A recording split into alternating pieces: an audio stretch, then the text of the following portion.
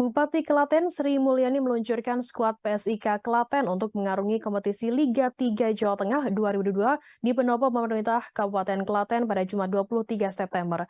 Pada kesempatan tersebut, orang nomor 1 di Klaten tersebut meminta seluruh penggawa Harimau Merapi untuk berjuang semaksimal mungkin dan mampu mengukir prestasi dalam ajang kompetisi ini.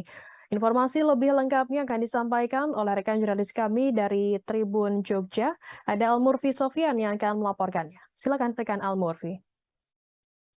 Ya, selamat siang rekan Firda dan Tribuners dimanapun berada. Kemarin Jumat 23 September 2022, Bupati Klaten Sri Mulyani meluncurkan tim PSIK Klaten yang akan berlaga di Liga 3 Jawa Tengah tahun 2022, di mana pada kompetisi Liga 3 ini PSIK Klaten akan satu grup dengan Persebi Boyolali dan AT Farmasi Surakarta, di mana laga perdana tim PSIK Klaten akan dimulai di kandang dari Persebi Boyolali pada 25 September 2022. Dan laga kandang perdana dari PSIK Klaten akan dilaksanakan Rabu 28 September 2022 di Stadion Trikoyo, Kabupaten Klaten, Jawa Tengah.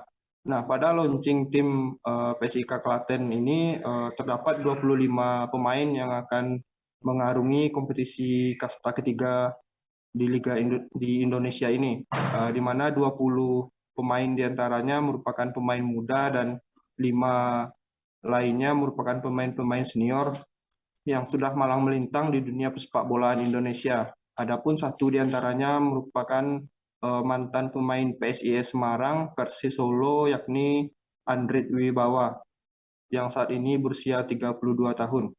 Pada peluncuran tim PSIK Klaten ini, Bupati Klaten meminta penggawa Harimau Merapi untuk membawa tim PSIK Klaten kembali bangkit dan bisa naik kasta ke Liga 2 tahun mendatang. Demikian rekan Firda.